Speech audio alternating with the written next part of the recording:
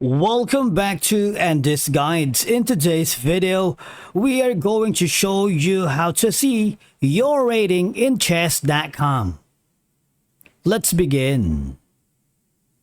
Now, the first thing that you need to do is to log in using your credentials. If this is your first time on chess.com, I need you to click on the sign up option.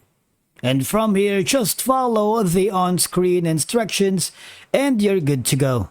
Now, your rating on chess.com provides a clear indication of your skill level and improvement over time.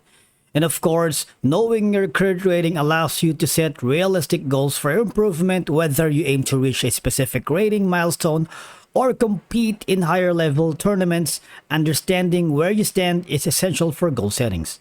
Now, once you are on the home page of your chess.com mobile app, if you haven't already, just download the chess.com on Google Play Store or App Store and hover down below. You see there's going to be the rapid and the stats. When you click on the rapid, what will happen is it will provide a platform with millions of players, and the ratings will allow you to compare yourself against other players worldwide, giving you context on how you stack up against different skill levels. These are going to be the global ranking, friends rank, percentage, and a lot more. You have an option for the 7 days, the 30 days, 9 days, and all time. You have an option for the daily, which is going to be your ranking here. Just wait for it. Now your rating's around 400, all right? And I haven't had any interaction yet here on the chess.com. If you click on the all stats here, all right? Now this is going to be the games that you played and the puzzles. You have the last 7 day section, all right? The 30 days, which you can see that it automatically reflects real time.